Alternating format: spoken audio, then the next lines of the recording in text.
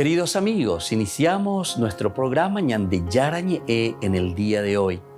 Y antes imploramos la presencia del Señor que abra nuestras mentes, nuestros corazones y entendamos su voluntad en nuestra vida.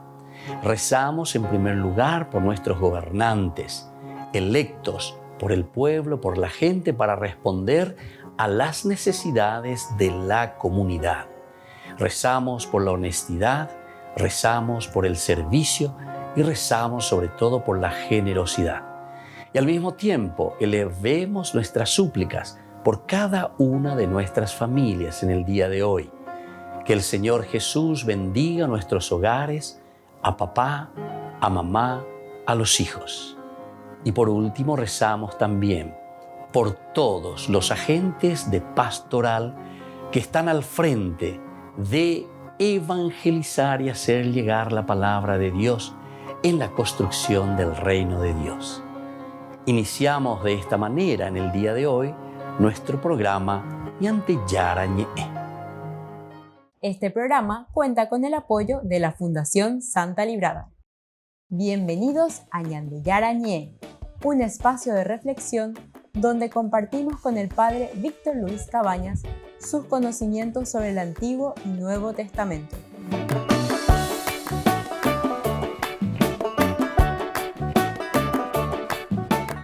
Comercial San Cayetano patrocina este espacio de evangelización.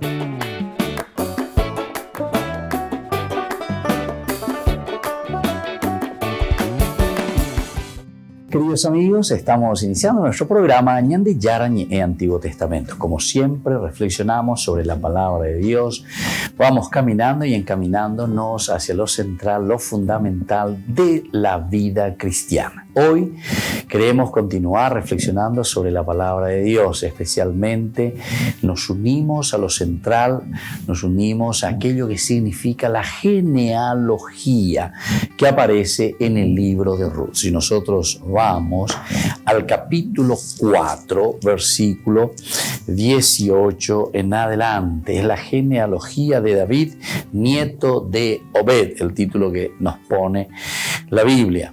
Esta es la descendencia de Pérez. Pérez fue padre de Jezrón. Jezrón fue padre de Ram. Ram fue padre de Aminadab. Aminadab fue padre de Naxón. Naxón fue padre de Salmá. Salmá fue padre de Boaz. Boaz fue padre de Obed. Obed fue padre de Jesé.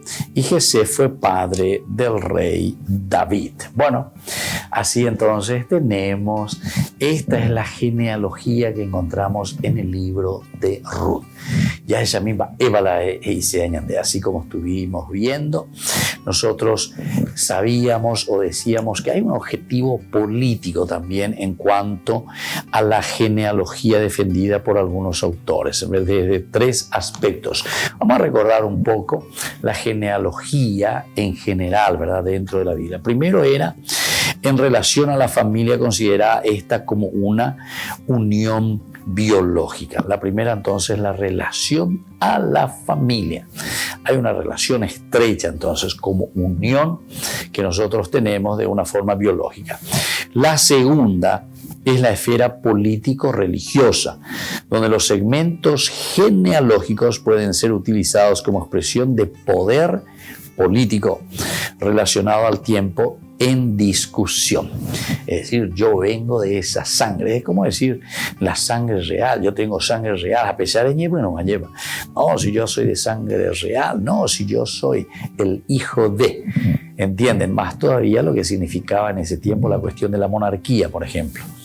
¿Quién es el rey? ¿Quién es el monarca? Bueno, y aquel que tiene la sangre de, que proviene de esa genealogía. En una sociedad donde existe la monarquía, existe la tendencia de utilizar la genealogía lineal como legitimación del poder que se ejerce. Genealogía lineal. Entonces, en línea directa. Entonces, yo soy hijo de, entonces, por lo tanto, a mí me pertenece el poder. ¿Entendés? Y el tercer factor es la esfera netamente religiosa. ¿Qué significa esta esfera religiosa? Con la utilización de las genealogías no se busca la preservación del orden de los hechos históricos, sino que más bien ellas están elaboradas sobre un poder estructural del tiempo que desea también legitimarse. Siempre la genealogía entonces nos está llamando a la idea de una legitimación. Legitimar. Voy a legitimar algo que yo pienso que es así, o nosotros pensamos que debe ser de esta manera, y por lo tanto ese poder a mí me corresponde. Estoy legitimizando a través de la genealogía. Y entonces se presentan como fuentes históricas que justifican la realidad del momento. Esto también es importante. Y fíjense que nosotros en muchos libros, y aquí también decíamos que en el libro de Ruth estamos encontrando esta legitimación de quién, y con la genealogía para el rey David. Entonces, ¿qué está queriendo decir esto? Pero no necesariamente transmiten los hechos en forma correcta sobre las tribus, clanes o las relaciones familiares. Entonces aquí encontramos que puede ser una genealogía totalmente elaborada. Miren que en San Mateo tenemos una genealogía de Jesucristo y luego en San Lucas tenemos otra genealogía de Jesucristo. Entonces cada una de estas genealogías, de cierta manera, están queriendo justificar algún elemento que tiene el autor sagrado y que quiere transmitir. Y entonces la genealogía en este sentido es un elemento de justificación también. Por eso decíamos, justifican la realidad del momento. ¿Qué es lo que quiere acentuar con esa genealogía? ¿Por qué dice que proviene de fulano, de fulano, de fulano? Entonces, ¿por qué quiere justificar esa sangre, esa raíz, a quién pertenece, a qué tribu pertenece o qué favores especiales recibe? Porque es hijo de o proviene de esa sangre, la genealogía. Pero no necesariamente transmiten los hechos en forma correcta sobre las tribus. Este es el problema, ¿verdad? Porque entonces quiere decir que esta es una genealogía más bien elaborada, y al ser elaborada tiene una finalidad más bien teológica, tiene una finalidad más bien de decirnos qué es lo que el autor sagrado nos está queriendo transmitir. Nos está llevando hacia cierta, en este caso, justificación de realidades que nosotros vivimos o que tenemos frente a nosotros. Bueno, queridos amigos, volvemos enseguida con más Ñande Yarañe e Antiguo Testamento. Queridos amigos, seguimos con Ñande Yarañe e Antiguo Testamento. Estamos reflexionando sobre este tema tan interesante del libro de Ruth, que es sobre la genealogía. El libro de Ruth, capítulo 4, del 18 hasta el final, nos habla de una genealogía que dice directamente la genealogía de David, nieto de Obed. Y así se va transmitiendo y se va diciendo que algo es lo que se quiere justificar y para eso se elabora. Incluso en algunos casos nosotros nos damos cuenta que son reelaboraciones sobre ciertos elementos justificativos para decir que esto le corresponde a esa persona a quien queremos exaltar o queremos mostrar quién es. En el libro de Ruth ahora nosotros vamos a mirar específicamente cómo se presenta en el libro de Ruth. Todo parece indicar que la intención del autor sagrado del libro de Ruth, en su contexto general, desea legitimar el derecho del rey David en el trono. Volvemos a repetir. Atención, porque esto es muy importante. La genealogía que encontramos en el libro de Ruth desea legitimar el derecho del rey David en el trono. El autor Nielsen, le choix contre les droits dans le livre de Ruth, Bueno, este entonces es un libro, ¿verdad? En francés. Dice: el nacimiento de David en el último versículo es un punto principal. Es un punto principal, que aparezca justamente ahí David. ¿Qué tiene que ver David aquí con toda esta historia de Ruth? Y sin embargo termina diciendo no, ¿verdad? Obed fue el padre de Jesé y Jesé fue el padre de David. Volvemos enseguida con más Ñande Yarañe en Antiguo Testamento.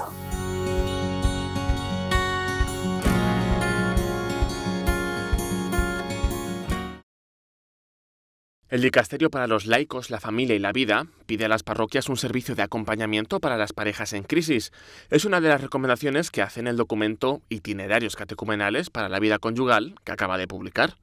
El documento recomienda que sean otros cónyuges experimentados, precisamente los que hayan superado una crisis, quienes presten este servicio de acompañamiento, y les insisten que no pierdan de vista las necesidades de los hijos, de las familias a las que ayuden. Aspiran a que este acompañamiento no sea solo psicológico, sino también espiritual, y sirva a las parejas para recuperar su relación con Dios y redescubrir que está presente entre los dos. Es un paso más de Francisco por el futuro de las familias cuando se cumplen 5 años de la publicación de Amores Letizia y Roma se prepara para el 10º Encuentro Mundial de las Familias. Así hablaba el Papa Jóvenes sobre el matrimonio en su viaje a Eslovaquia en 2021. Sognate senza paura di formare una famiglia, di generare e educare dei figli, di passare una vita condividendo tutto con un'altra persona, senza vergognarsi delle proprie fragilità, perché c'è lui o lei che le accoglie e le ama, che ti ama così come sei. Además, el Dicasterio para los Laicos insiste en apoyar a quienes han sufrido la separación o el divorcio. El Papa Francisco se reunió con la secretaria general adjunta de Asuntos de Desarme de las Naciones Unidas en su residencia de la Casa Santa Marta, en el Vaticano. La japonesa Itsumi Nakamitsu es la responsable de dirigir el organismo de la ONU que promueve la no proliferación de armas, incluidas las de destrucción masiva. El Papa permaneció en una silla de ruedas durante su reunión, pero estaba muy animado.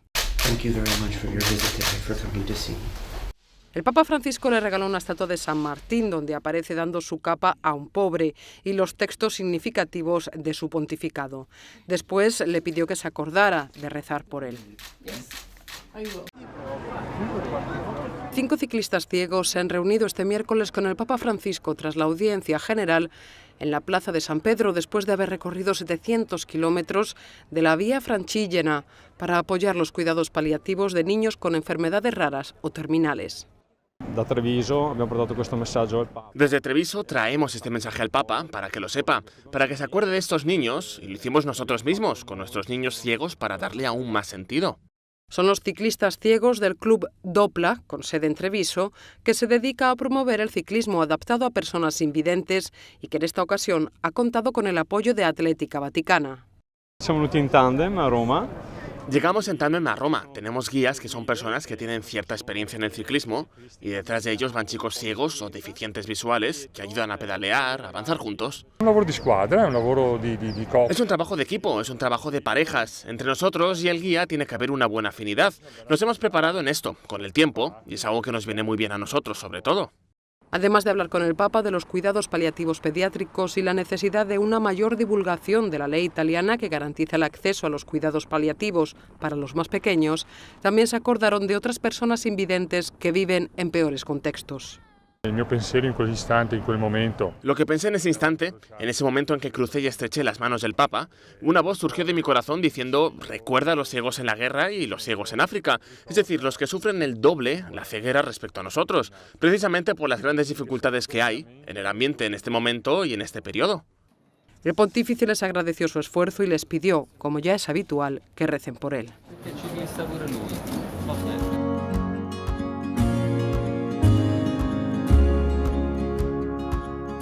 Niños, les invito a participar de nuestra catequesis de todos los días, Aprendiendo con Jesús. Desde las 18 horas nos encontramos por YouTube. No se olviden, queridos niños, que Jesús a través de su palabra nos enseña tantas cosas lindas. Y ustedes no se olviden de suscribirse y de activar la campanita. Nos vemos allí, queridos niños, aprendiendo con Jesús.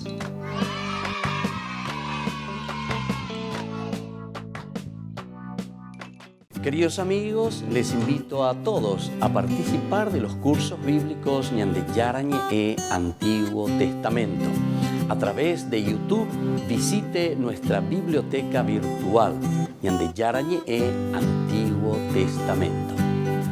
Y les invito a todos a suscribirse y a activar la campanita. Nos vemos allí. Ñande Yarañe Antiguo Testamento.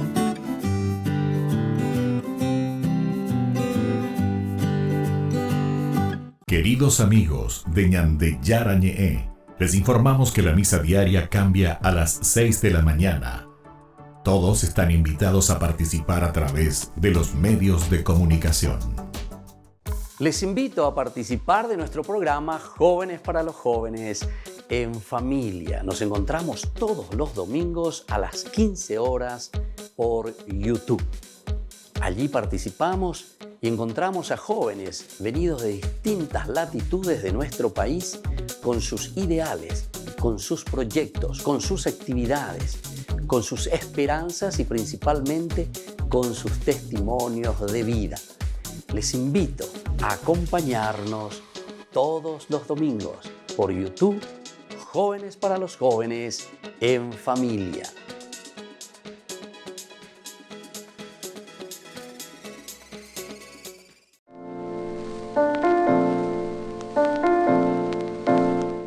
El milagro es un hecho producido por una intervención muy especial de Dios, que escapa ciertamente al orden también de las causas naturales, establecidas por Dios mismo, ¿verdad? Y destinado sobre todo el milagro para un bien espiritual. Tenemos que entender en este sentido que el milagro es un signo de Dios, pero que quiere manifestar a los hombres su acción salvadora y su acción poderosa. Ahora, los motivos por los que Dios otorga el poder de hacer milagros al hombre son dos principalmente. Esto tenemos que saberlo, ¿verdad? El primero es para confirmar la verdad de lo que se está enseñando en el Evangelio.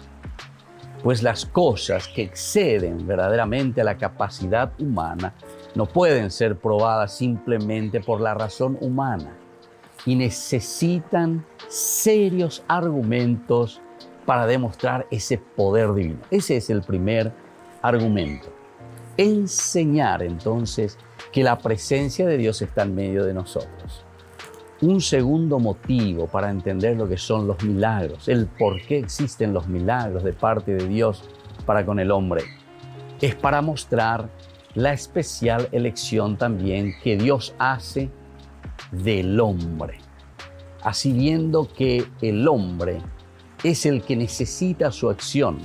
Dios actúa en él y entonces el hombre cree de que Dios verdaderamente está presente y que Dios le está regalando lo que él está necesitando. Nos preguntamos si los milagros son signos o son señales. De por sí no son hechos solamente portentosos, ¿verdad?, de un ser superior, en el sentido de que podemos pensar que es una cuestión mágica, un ser superior que hace una magia. Los milagros verdaderamente son manifestaciones de una realidad salvadora, sobrenatural de parte de Dios. Entonces son señales de que ha llegado el reino de Dios y de que Dios está con aquella persona que lo hace o Dios mismo que está actuando en la persona que necesita de ese milagro. Entonces es una señal de que Dios está en medio de nosotros. Son también señales de la transformación interior, ¿verdad?, del hombre que obra a través de su espíritu. Es de esa conversión y de ese cambio también de mente. Eso significa el milagro verdaderamente. Entonces, está llamando a un verdadero cambio en la persona y en el hombre. A la vez, recordemos que son señales también del amor misericordioso de Dios por cada uno de nosotros. Si Dios realiza milagros en la vida del hombre, no como una cuestión mágica y dándonos a entender como una señal de su presencia, quiere decir de que Dios nos ama inmensamente. Es la misericordia de Dios. Por otra parte, podemos pensar también los milagros, por ejemplo, del Antiguo Testamento. Todos estos milagros que vemos en los libros del Antiguo Testamento revelan la providencia de un Dios sobre el pueblo elegido. ¿Cuántas veces hemos hablado del pueblo elegido? Justamente Dios que llama a su pueblo porque lo ama y le muestra misericordia. Por lo tanto, los milagros en este sentido en el Antiguo Testamento son una prueba convincente de la comisión, ¿verdad?, de Moisés, que actúa justamente dentro del pueblo, pero con el poder de Dios. Manifestar de esta manera la presencia de Yahvé, que es el soberano. Y así entonces se representa, ¿verdad? Y se habla del dedo de Dios, o se habla también de la mano de Dios. Nosotros eso lo encontramos principalmente en los libros del Deuteronomio, en los libros de los Números, en los libros del Éxodo. Es muy interesante el dedo de Dios, la mano de Dios que actúa.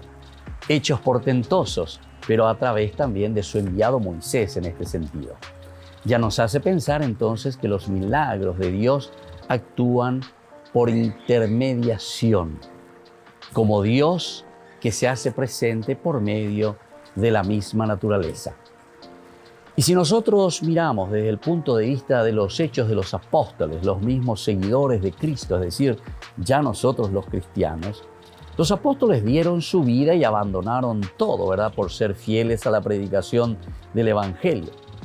Sería incomprensible que ellos mintiesen o que se dejaran llevar simplemente por imaginaciones subjetivas o que hubieran sido rechazadas, ¿verdad?, por los demás, por los testigos oculares de estos hechos.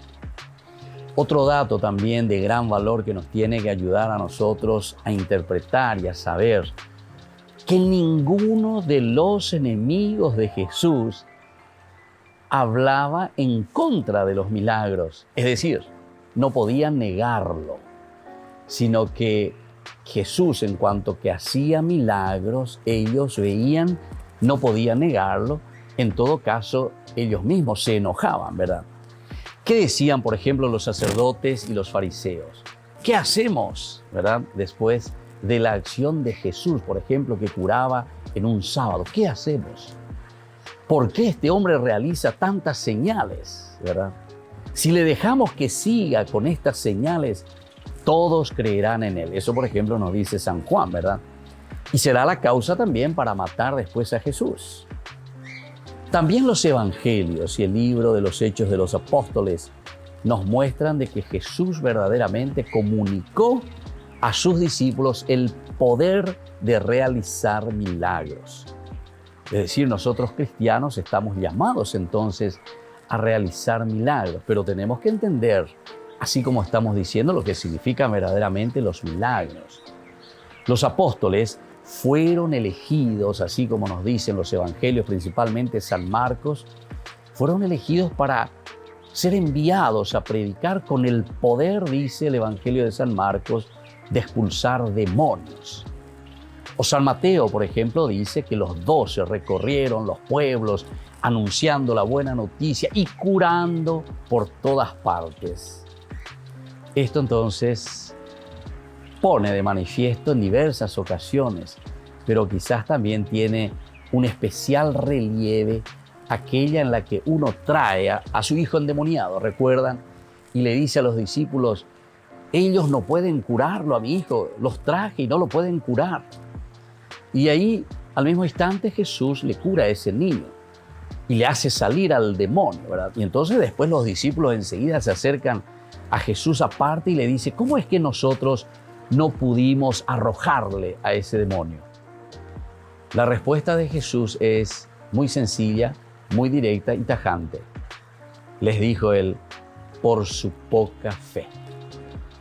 Qué lindo que es entonces, queridos amigos, que entendamos lo que significan los milagros. Todos podemos hacer milagros, pero bien entendido, el milagro significa que la acción de Dios viene a nuestra vida, a nuestro corazón, a nuestra mente, y que nosotros podemos actuar en consecuencia de esa buena noticia que Él nos trajo. Y esa es la forma de construir el reino de Dios. Los milagros indican la presencia de Dios en medio de nosotros y que nosotros, al traer a Jesús a nuestra vida y traer a Jesús al mundo, estamos ya realizando el milagro de la transformación, el milagro del cambio para una sociedad, el milagro del cambio para cada uno de nosotros. Soy el Padre Víctor Luis Cabañas. Síganos en Facebook, Instagram y en YouTube. Nos vemos ahí.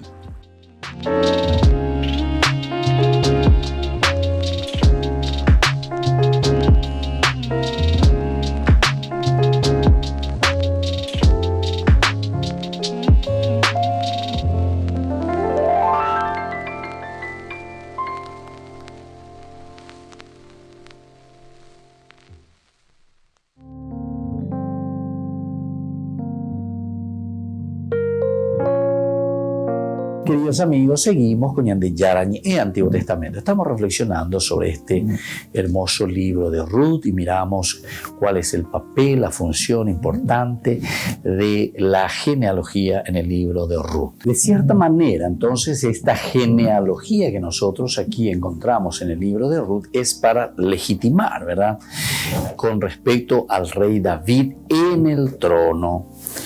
Así como muchas otras genealogías que decíamos han legitimado el derecho al trono. El derecho al trono en general. Aquí es el derecho al trono, pero del rey David. Las genealogías, como ha sido demostrado con anterioridad y habíamos ya estudiado, tienen una específica función en una sociedad concreta. En una sociedad concreta, entonces aquí nosotros encontramos, ¿verdad?, una función específica. ¿Qué es lo que se quiere legitimar? Y solamente se hacía a través de una genealogía, era demasiado importante para una sociedad antigua. Revelan sobre todo las tensiones existentes en las sociedades en los diversos tiempos y a través de su creación procuran poner en evidencia la continuidad de algunas personas o de algunos grupos. Aquí está. Entonces, poner en evidencia la continuidad. Esta sería la parte clave, ¿verdad? Esta sería la idea central, leitmotiv, lo que se va repitiendo continuamente como elemento central. Entonces quiere, de cierta manera, evidenciar, mostrar la continuidad de qué cosa. Y de algunas personas o de algunos grupos que siempre existieron o que pertenecen a ese grupo o que aquí hay continuidad. No es una cosa entonces que alguien viene y está queriendo aquí cambiar todo o lo que sea. Porque en este sentido, la gente, la comunidad podría decir, no, ¿quién sos vos que venía aquí a cambiar todo, a deshacer todo lo que nosotros estábamos haciendo o lo que nosotros estamos haciendo? Ahora, cuando yo legitimo que vos perteneces a ese grupo, perteneces a esa sangre, perteneces a esa familia, estoy diciendo, no, esto hay una continuidad, aquí no hay nada, entre comillas, no hay nada nuevo.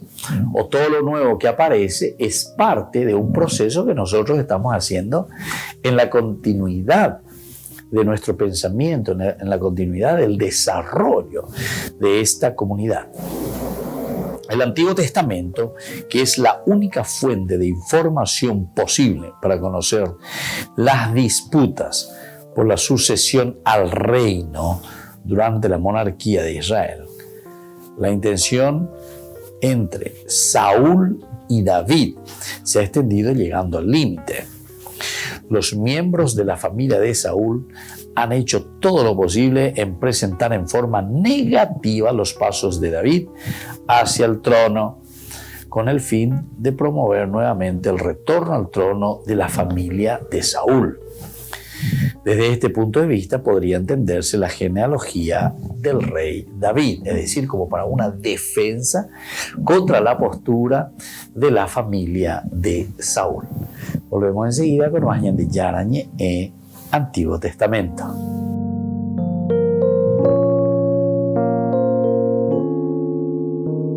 Amigos de Ñande Yarañé, les invito a participar todos los días de la Santa Eucaristía a las 6 de la mañana por nuestra plataforma YouTube, Ñande Yarañé.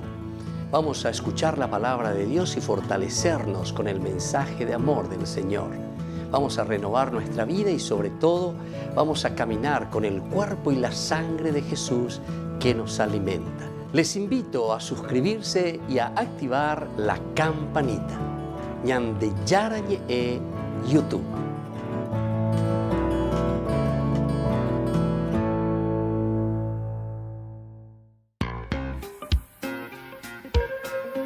En la ciudad de Luque, la economía se llama Supermercado San Cayetano. Compruebe sus precios bajos en productos cárnicos de primera calidad. Panificados, verduras, vegetales, frutas, artículos de bazar, ferretería, ropería. Supermercado San Cayetano, Humaitá 168, Casi Capitán Vado, ciudad de Luque.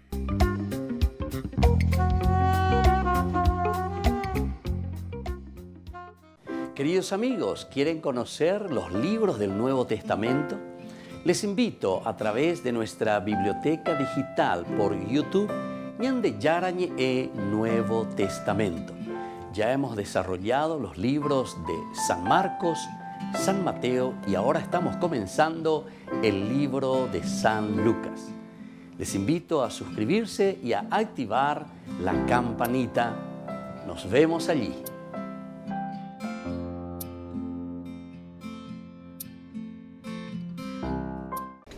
Les invito a formar parte de la Fundación Ñande Yarañé.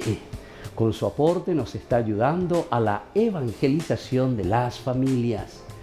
Sus aportes lo pueden hacer a través de Giros Tigo y también a través de la cuenta de la Fundación Ñande Yarañé.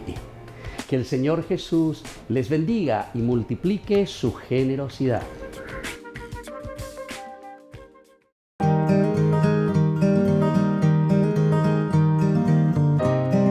El segundo pecado capital es la avaricia. Y la avaricia es la inclinación o deseo desordenado de placeres o de poseer las cosas. Es uno de los pecados capitales, es decir, que está al frente de todo y que luego va generando otros pecados. Está prohibido por el 9º y 10º mandamiento, como nosotros sabemos. El que es avaro, el que cuida solamente para sí mismo, poseer las cosas para sí mismo. Ahora, ¿cuál es la virtud para poder vencer a la avaricia? Y lo contrario a esto es la generosidad. Dar con gusto de lo propio a los pobres, a los que necesitan, pero que no se refiere simplemente a un bien material, porque algunas veces pensamos enseguida en la cuestión económica, en la cuestión del dinero. Somos también muy avaros con el amor, somos muy avaros con el tiempo dedicado a los demás. Somos muy avaros con todo aquello que significa desprendimiento de nosotros mismos. La virtud, por lo tanto, de la generosidad nos invita a cada uno de nosotros a darnos, a ofrecernos, para que los otros también tengan ese tiempo y esa alegría de poder compartir esas cualidades y riquezas que solamente nosotros hemos recibido de Dios. Soy el Padre Víctor Luis Cabañas. Nos vemos en Facebook, Instagram y YouTube. Nos vemos allí.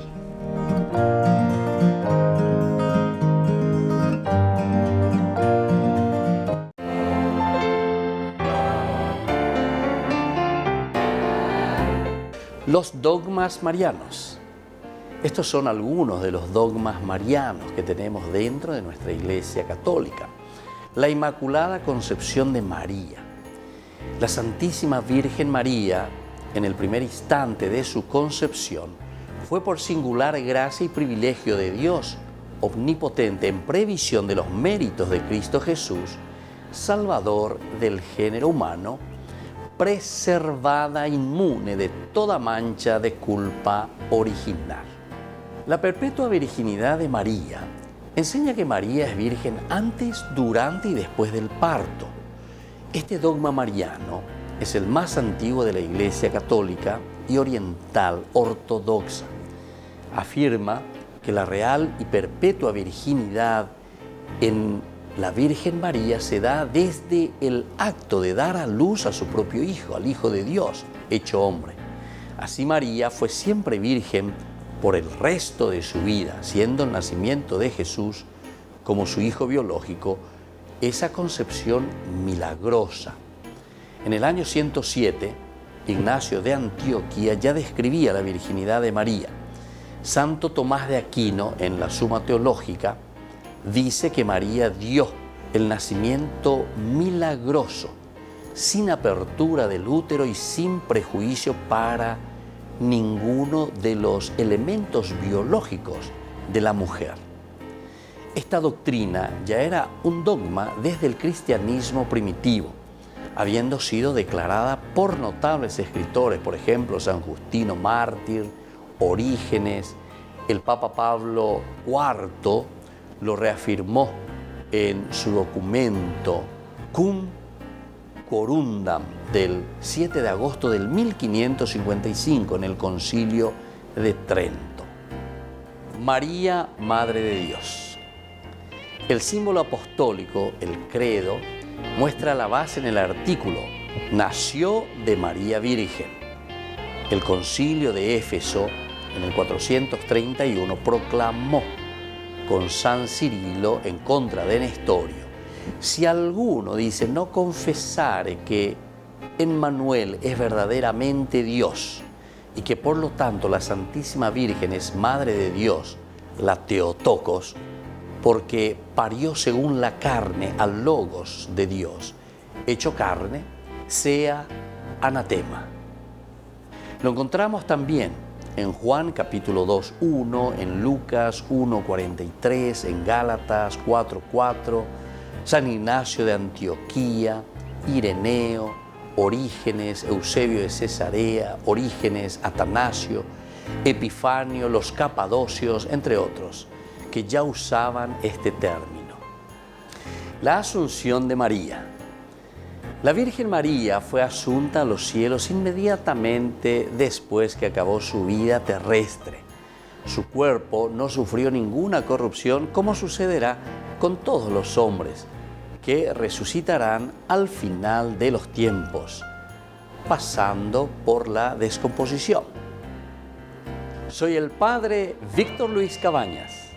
Nos vemos a través de nuestras redes, Facebook, Instagram, YouTube. Y no se olviden de activar la campanita. Nos vemos allí.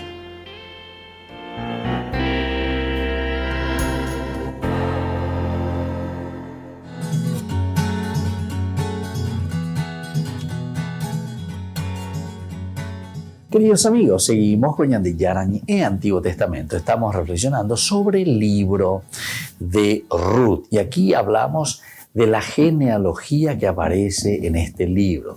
Capítulo 4, del 18 en adelante hasta el final. Y decíamos que es más bien, ¿verdad?, para evidenciar una continuidad también. ¿Por qué esta genealogía que aparece en el libro de Ruth con respecto a David? Normalmente la creación de una genealogía procura poner en evidencia la continuidad de algunas personas o de algunos grupos dentro de la sociedad, dentro del clan, dentro de lo que se está viviendo. El Antiguo Testamento, que es la única fuente, decíamos, de información para conocer las disputas por la sucesión del reino durante la monarquía de Israel. La relación entre Saúl y David se ha extendido llegando al límite. Los miembros de la familia de Saúl han hecho todo lo posible en presentar en forma negativa los pasos de David hacia el trono, con el fin de promover nuevamente el retorno al trono de la familia de Saúl. Desde ese momento de vista, podría entenderse la genealogía del rey, presentada aquí en Ruth 4, 18, 22, como una línea monárquica muy dudosa en cuanto a sus antepasados. Por el contrario, la línea del rey Saúl sería la línea pura, proveniente de la tribu de Benjamín, que, como el nombre sugiere, ha nacido como respuesta de las muchas oraciones, igual que Samuel. El autor del libro de Ruth habría escrito esta leyenda como la historia del nacimiento de Samuel y otros personajes bíblicos. Se percibe en la teología de este libro la mano del redactor deuteronomista. Esta escuela teológica no acordaba con la familia de Saúl y en práctica tampoco estaba muy en sintonía con la figura de Samuel, como se observan en los dos libros. El libro de Samuel principalmente. Aquí se presenta a un David vencedor. Se nota con claridad que el autor no es oponente al rey David. Al contrario, busca defenderlo de las campañas que pueden denigrarlo, eliminando toda su suspicacia, porque aquí hay mucha suspicacia, ¿verdad? O sea, mucho deseo entonces de denigrar al rey David por A o por B motivo, es la familia de Saúl, ¿verdad? Y acentuando la especial elección al trono por parte de Yahvé. Aquí entonces está el caracú, el meollo, leitmotiv, una genealogía que aparece así en un libro de repente, ¿verdad? Desde el versículo 18 del capítulo 4 hasta el 22. Se percibe en la teología de este libro la mano del redactor deuteronomista. Primera cosa muy.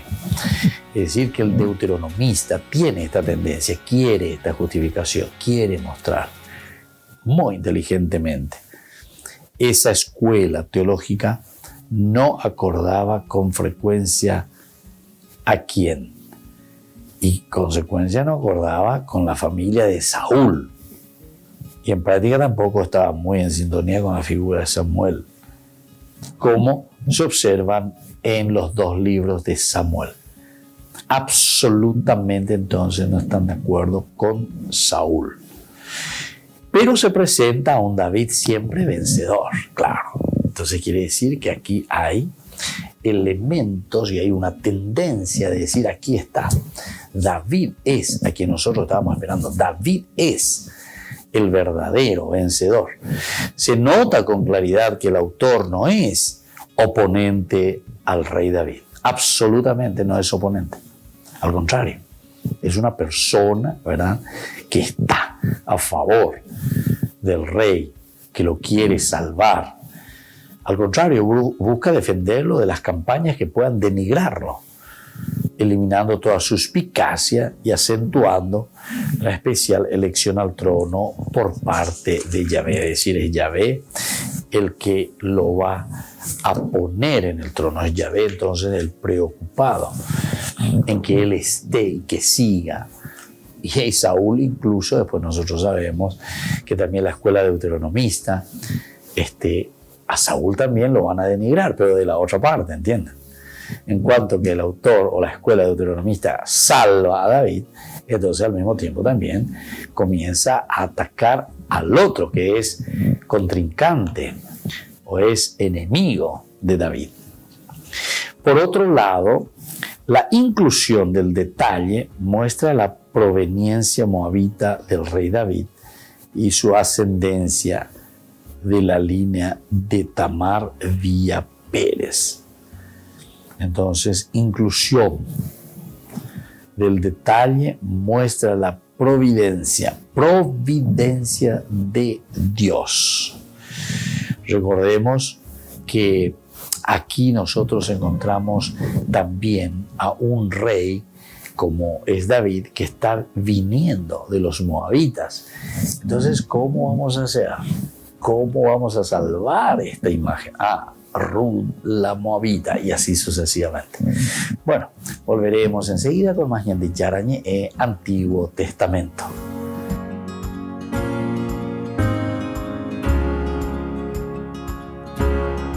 Les invito a participar de nuestro programa Jóvenes para los Jóvenes en Familia. Nos encontramos todos los domingos a las 15 horas por YouTube. Allí participamos y encontramos a jóvenes venidos de distintas latitudes de nuestro país con sus ideales, con sus proyectos, con sus actividades, con sus esperanzas y principalmente con sus testimonios de vida. Les invito a acompañarnos todos los domingos por YouTube, Jóvenes para los Jóvenes en Familia.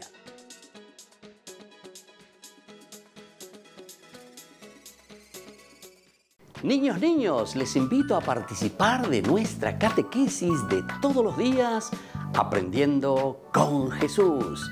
Desde las 18 horas nos encontramos por YouTube. No se olviden, queridos niños, que Jesús a través de su palabra nos enseña tantas cosas lindas. Y ustedes no se olviden de suscribirse y de activar la campanita. Nos vemos allí, queridos niños, Aprendiendo con Jesús.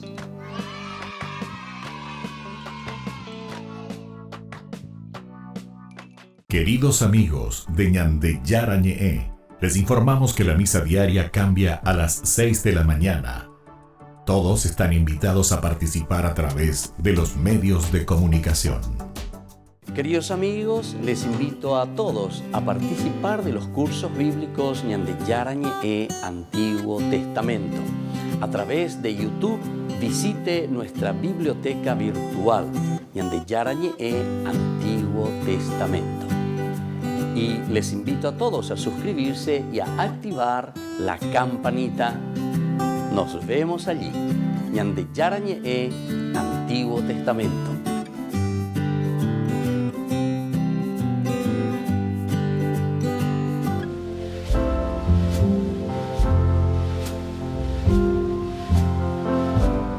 Queridos amigos, estamos iniciando con la palabra del Señor y hoy muchas felicidades a todos los que llevan el nombre de Luis, San Luis Gonzaga. Por mucho tiempo San Luis Gonzaga ha sido presentado como el modelo, el estereotipo, verdaderamente el paradigma, ¿verdad?, para la juventud, el santo de los jóvenes, San Luis Gonzaga. Los salesianos siempre, ¿verdad?, tenían la festividad, la seisena de San Luis, y así se llamaba, ¿verdad? Pero ahora ciertamente hay otros jóvenes también que llegaron al altar y justamente imitando a San Luis Gonzaga. Este santo muere a los 21 años y por eso era presentado para los jóvenes. Ahora está Santo Domingo Savio, 14 años, y así otros santos jóvenes que tenemos en la historia de la Iglesia. Queridos amigos, lo importante es aquí mirar en este día lo que el Señor nos ofrece como siempre en su palabra, del segundo libro de los Reyes, capítulo 19, 9b, 11, luego 14, 21 y luego del 31 al 35 y 36. Sennacherib envió de nuevo mensajeros a Ezequías para decir: hablen así a Ezequías, rey de Judá, que no te engañe tu Dios en quien confías, haciéndote pensar que Jerusalén no será entregada en manos del rey de Asiria. Tú has oído seguramente lo que hicieron los reyes de Asiria a todos los países al consagrarlos al exterminio total. Y tú te vas a librar. Ezequías tomó la carta en la mano de los mensajeros y la leyó. Después subió a la casa del Señor, la desplegó delante del Señor y oró diciendo: Señor de los ejércitos, Dios de Israel, que tiene tu trono sobre los querubines, tú solo eres el Dios de todos los reinos. Y así entonces se presenta, ¿verdad? Qué formal la lleva. Y con mucha razón, ¿verdad? Porque sabemos muy bien que Asiria y el rey, entonces que está viniendo Sennacherib, le está diciendo que esto será muy negativo, que también será tomada y destruida. Entonces Isaías, hijo de Amós, mandó decir a Ezequías: así habla el Señor Dios de Israel, tú me has dirigido una súplica acerca de Sennacherib, rey de Asiria, y yo la he escuchado. Esta es la palabra que el Señor ha pronunciado contra él. Te desprecia, se burla de ti, la virgen hija de Sión, a tus espaldas mueve la cabeza la hija de Jerusalén. porque de Jerusalén saldrá un resto y del monte de Sión algunos sobrevivientes.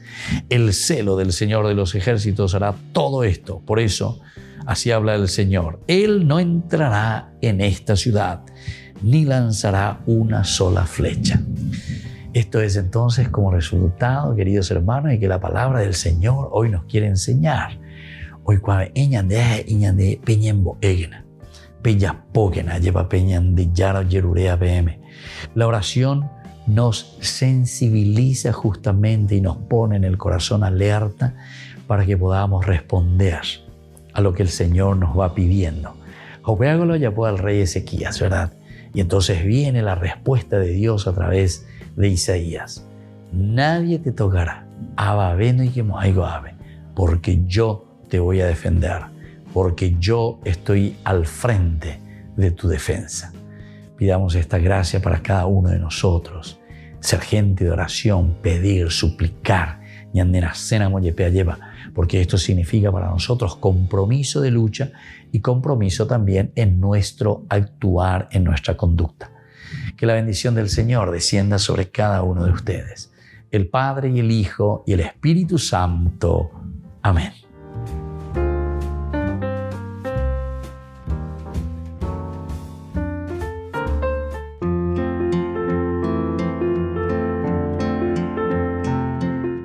Ser hijos de Dios es la pregunta que todos nos hacemos. ¿Qué significa ser hijos de Dios? Cuando un niño está en la casa de sus padres, ¿cómo se siente? El niño se siente seguro, se siente acompañado, se siente cuidado, se siente querido. Esto significa también para nosotros, ¿verdad?, aceptar ese amor de Dios. Aceptar el amor que Dios manifiesta a través de los padres, papá, mamá, acurrucado. Y Dios nos pide en este sentido que abramos también nosotros nuestros corazones para que podamos cambiar en nuestro interior en la medida en que vamos sintiendo ese amor de Dios. Esto nos invita a acercarnos a Dios sin temores. Él es Padre y Él nos está esperando. Pero el significado profundo de lo que significa ser hijos de Dios es reconocer, mirando profundamente lo que nos dice el libro del Génesis. Recordemos el capítulo 1, versículo 26 del libro del Génesis, cuando Dios dice: hagamos al hombre a nuestra imagen y semejanza. Esto significa compartir, ser imagen y semejanza de Dios, su inteligencia, su libertad, su voluntad y esa capacidad de amar. Estas son las cualidades que nosotros compartimos del ser divino de Dios.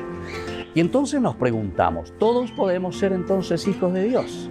Absolutamente, claro que sí, porque Dios nos ama y Dios nos llama a todos por igual.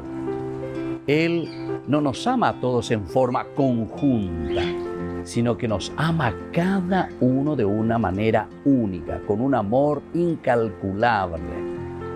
Y entonces nos preguntamos, ¿qué estamos esperando nosotros para acercarnos a ese amor de Dios?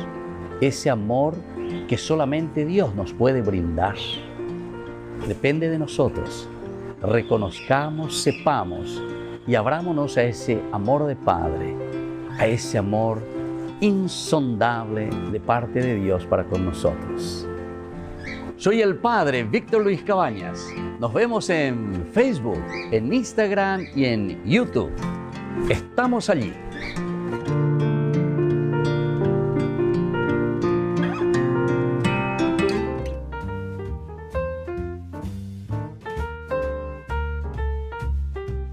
Queridos amigos, seguimos con Ñande Yarañe en Antiguo Testamento. Estamos reflexionando sobre este hermoso libro de Ruth y miramos cuál es el papel, la función importante de la genealogía en el libro de Ruth. Aquí, de tal manera, estamos viendo que la inclusión del detalle muestra la proveniencia moabita del rey David. Proveniencia del rey David, pero una proveniencia moabita. Su descendencia, la línea de Tamar vía Pérez. sugiere el conocimiento público de su linaje. Un conocimiento público del linaje, siendo imposible negarlo. Este argumento que usaban los opositores en su contra era ciertamente desesperanzador para la opinión de sus compañeros. Era un argumento que podría sobre todo dañar gravemente su reputación. Y claro, entonces, ¿qué proveniencia tiene? ¿De dónde viene David? Y ahora está aspirando al trono, o es el que está al frente del trono. Entonces, ¿cómo lo hacemos?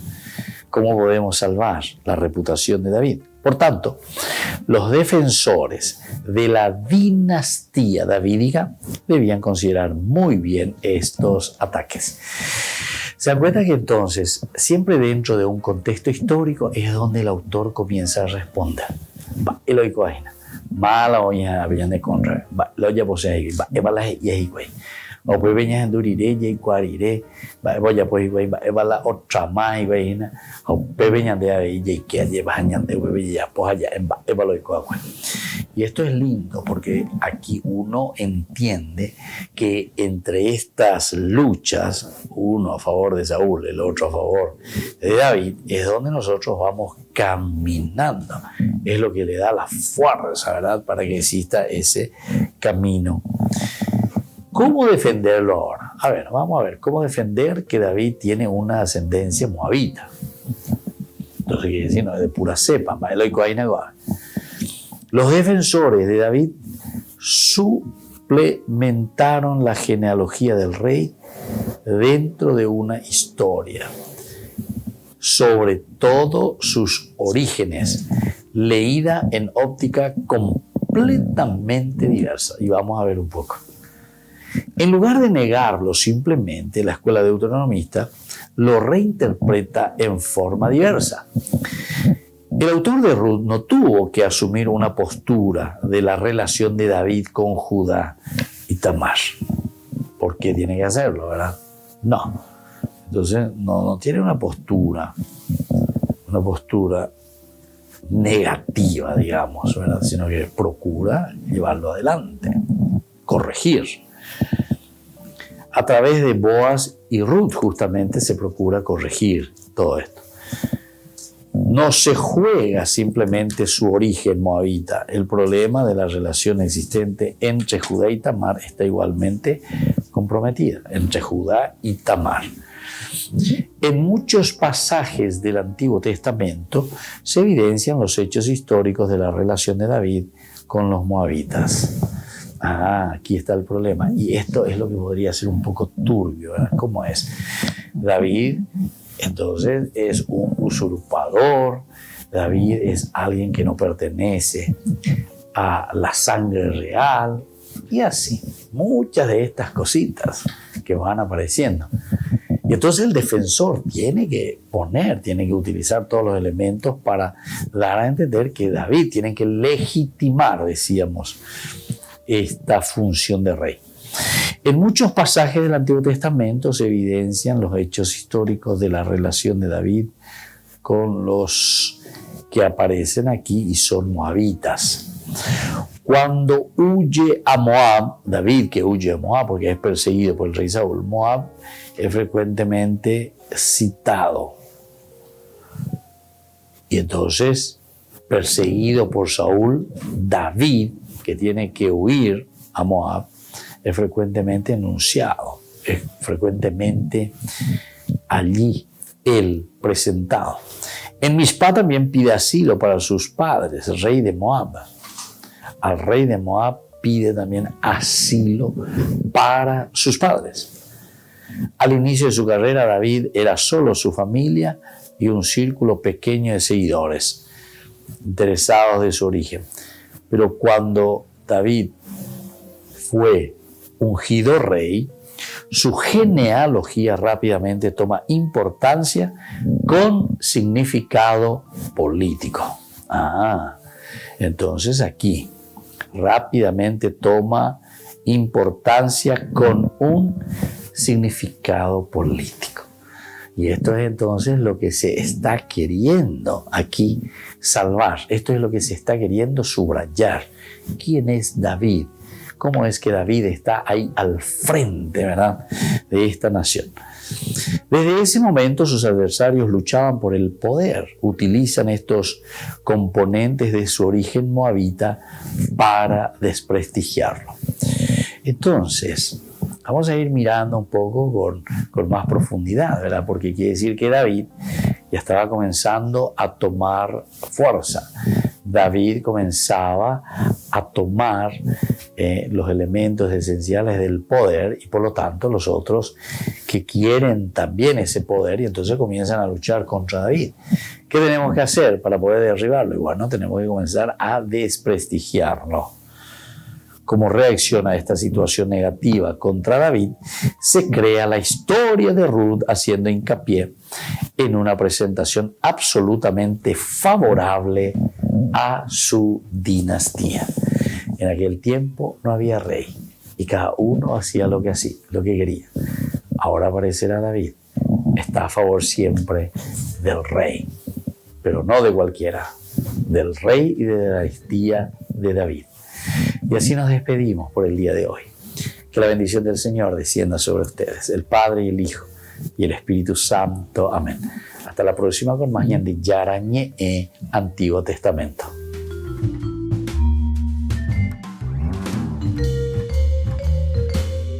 Este programa cuenta con el apoyo de la Fundación Santa Librada. Con esto concluimos nuestro programa Ñande Yarañe con el Padre Víctor Luis Cabañas. Les invitamos a todos a seguirnos todos los días por los medios de comunicación y también en nuestras redes sociales, Facebook, Instagram, YouTube. Que Dios los bendiga y proteja.